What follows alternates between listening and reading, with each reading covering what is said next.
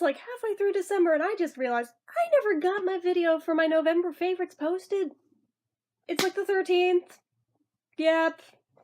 So I guess in like a couple weeks you'll get the December one too, because I dropped the ball. I thought I got this recorded and posted and never did. I swear to God, the days and nights are melting into one another at this point because I've just been so busy with my Etsy stuff.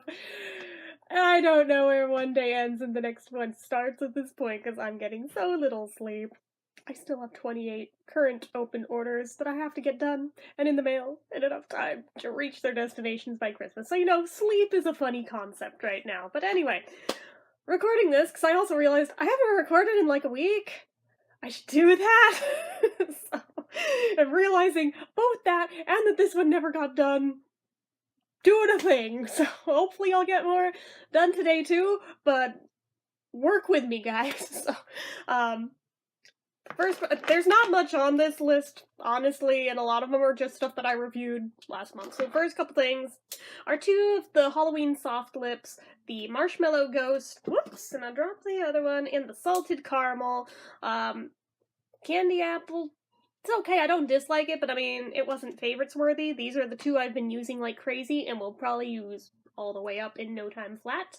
I love them, I adore them. You should get them if you don't already have them while they're still selling them, because I don't know how long they're going to sell them on their site. They're limited edition, so you should get the set. Although, you may have missed the boat in getting just one, because now you have to buy a set of 4. So, same with the Christmas set, incidentally. So, hopefully this isn't like their new go-to way of doing it, because I always liked how affordable soft lips were, and if that's their new MO, that's going to make things harder. So, anyway, which brings us to EOS. We have got the Cranberry Pear EOS, which I have been adoring and smells so good. And already has a flat spot on it from my usage. Yep. There we go, now you can see it. I was like, I've made a dent. You know what else I've made it in? I can talk. What else I've made a dent in, even though it's not officially part of this list, but apparently I've been using the crap out of it? The Sugar Plum EOS. And still, even now, I'm not that impressed with the scent, but the formula is so nice. Yeah, this is going quick, guys. I may actually end up using all of this one, which I didn't think I would, because I wasn't that impressed with it, but it's been like a month, and it looks like I bit it, which I did not. It's actually what I have on right now, so honorary mention to this guy, even though it's not officially a favorite, but it feels so nice that it kinda is. I don't know. And then the First Snow one definitely belongs on here, although I haven't gotten as much use with it yet. But it smells really, really, really good, and it's so pretty, and just, I haven't used that much of it yet, though, so. God, I love that one. So, apparently it has lemongrass, bergamot, frosted mint, and I forget what the other thing is, but somebody turned up a screenshot that showed me exactly what the scent is supposed to be, so no more guessing games with that one. Now we know, which is nice. Okay, one more lippy. Where is it? Is it this one? Yeah, it is the Chapstick Total Hydration Lip Oil in Subtle Pink. I like the color of this one. It's not that different from my natural lip color, so it doesn't show up super bad when the color goes away, but there is some color when it's on, so I like it. And it works well. All of the chapstick lip oils work super well. I'm really impressed with that. I honestly didn't think I'd be that into lip oils, but you know what? If all of them are like the chapstick ones are, I freaking adore these damn things. So, lip oils in general are kind of a new favorite. So the next thing, I forgot to bring it over here, but I still need to review it too, I think. But the Bath & Body Works Crisp Orchard Leaves Body Mist. I don't even know all the scent notes on this one off the top of my head. I know there's obviously apple in there. There's some type of floral note in this. I'd have to look it up, but it smells amazing. I was nervous that this was going to smell the same as just Leaves, which is a very different scent, and I'm not that into anymore. I used to be. That one kind of smells like rotting apples, though, to me at this point. But this one is just lovely and heavenly, and I've been using it a lot. You can't really tell, but I have been using it a lot, and practically drenching myself in it when I have, so I'm loving this. That may be the last thing that I have a physical item to show for it with, but the See's Candies Caramel Apple Lollipop that I reviewed, that was favorites worthy, even though I only had the one of it. I wish I had more of it. And the Pumpkin Spice Twinkies, I ended up getting another box of those. Yep, because I'm a freaking pig. And then, for media things, I have 2 things. We're almost done with the list. I've only got 2 things left on this list at all. Let's start with the tamer one first, and I'll end with the iffier one, because I don't know how exactly that's gonna go over. Hold on just a second. Okay, but, and now the phone. But anyway, so the tamer one is actually something that one of my subscribers pointed out to me, because she felt like the style on them looked like Yellow Submarine, which obviously that's gonna get my attention. I will drop everything and look at it like immediately the second you tell me that. But it's this series that's on YouTube. I don't know if it originated there. I get the feeling it's been around a lot longer than YouTube has, just based on the animation style. But Hungarian folktales, which sounds super damn random. I agree, and they're weird. But damn if I haven't gotten sucked into the rabbit hole of watching, like, all of them. Like, I've gotten into a habit where they've kind of become, like, bedtime story type videos. It's weird. It's a weird friggin' thing. And I don't know if some of it's, like, maybe a lost in translation to English kind of a thing for how odd some of them are. But I'd be lying if I claimed I didn't love the crap out of them, and I'm so happy that I was pointed in the direction of these. There's still ones I have yet to watch, but I have watched so many of them at this point, it is ridiculous. And then the last thing, now that we've had one as wholesome as that, it's a movie that's been out for at least 10 years, and quite a few people have told me that I'd probably find it cathartic if I ever did watch it, even though if I read the synopsis, I would want no part of it. But the movie Teeth. Yeah, if you've never seen this, it's not for the kiddies, okay? I forget if it's rated R or if it's rated mature, but definitely not for children.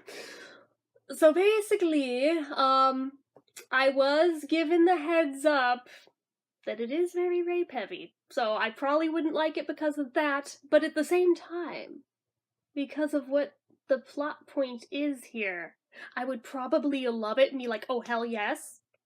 So basically there's this girl that was born with an interesting, how should we say, genetic mutation, if you will. And she was not aware of this at birth. She actually, in the very first scene where it becomes relevant, I didn't quite know what I was seeing here, because it's more implied. They don't show it. But, she's a little girl at this point, and she has a fucked up stepbrother who apparently decides he's gonna diddle her in a swimming pool while her parents aren't looking. They don't show it, it's implied. And all of a sudden, he has a freaking cut on his finger looking like he's been bit. You can see where this is going. Somebody has a set of teeth in her cookie, for lack of better terms. I'm trying to keep it as PG as I can, but there's no way with this movie. So, she doesn't quite know what's happened there. No one really knows. The parents just think that she bit her brother. They don't know that it wasn't with her mouth. But, yeah, that. So this becomes relevant years later. She grows up and she's like very abstinence only, wait till marriage. She runs one of those like purity ring circles. So basically I already related to this character just right there because I was kind of once that kind of teenager. But But, anyway. Long story short, there ends up being another dude somewhere along the line who basically lies about the whole purity thing just so he can get in her pants, and without going through every moment of the movie, he rapes her. But all of a sudden, he backs off screaming, and he's bleeding, and she doesn't know what the hell happened, and his dick is bit off. Yes. Yes. And it spits it out on the floor, and he bleeds to death in the lake. And I'm like, fucking yes.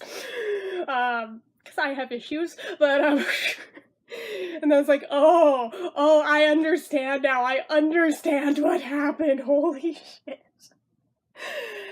She goes to a freaking gynecologist who, initially nothing happens. So it's like, did she imagine it? Until it turns out he's a perv too, and he starts molesting her, so it bites her, or it bites his fingers off. It's like, ah! I think I literally made that sound at that moment in the film. Like, hyperventilating from laughing so hard. I'm like, this is not supposed to be a comedy, but holy shit.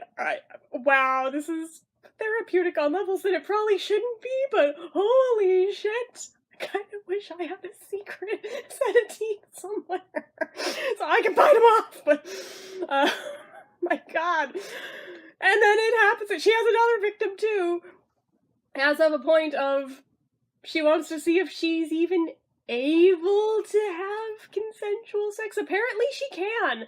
The key here is, as long as she doesn't get hurt and isn't emotionally upset, it won't bite, but if you upset her, it'll bite it off. I was like, holy shit! Holy shit! And she eventually gets revenge on the evil stepbrother that diddled her in the first place and bites his off too. I was like, ah! Just like, on one hand, I should be basically traumatized by this film for what it's about, but on the other hand, you know what? I see where everyone was coming from when they told me I'd probably find this movie very therapeutic, because, oh shit, yes I did. It was kind of like that movie Hard Candy, same deal, where I was like, ah! But again, very much not for children, because they do show the dicks get bit off and spit out, just throwing that out there. And it's very realistic and gross, but at the same time, I was just like, fuck yes, fuck yes. Oh, goodness. But yeah, so, weird choice to make it onto my favorites list, but I'd be lying if I didn't include it, because I've talked about this damn movie to so many people now ever since I watched it. They're like, God, you're obsessed with this thing. I'm like, shut up, yeah, it's like Mandy all over again, alright? Which probably says a lot for my mental health, but anyway, so, yeah, short list this month. It's only 1, 2, 3, 4, 5, 6, 7, 8, 9, 10 items with the honorary mention item, so technically 11, but anyway, so that's it for this one. At least I was able to make the video over the 10-minute mark, so there's that. I didn't think I would for how few items I had, but talking about that damn movie, should have known that I would get swept up in talking about that one, because I have not shut up about it ever since I watched it. Oh god, anyway. So yeah, like I said, it took me so long to post this one that you'll be getting the next one, like, in a couple of weeks anyway, so hopefully it'll be a more normal list than this one was. So anyways, you guys know what to do. If you like this video, go ahead and give it a like. If you're not already and you'd like to be, click subscribe, hit that notification bell icon so you never miss an upload, leave comments down below, make sure you're following my social media accounts, although I haven't been that active on them lately, but follow them anyway. And if you like what I do here on this channel and you'd like to help support it, the donation link, as always, is down in the description. So anyway guys, until next time.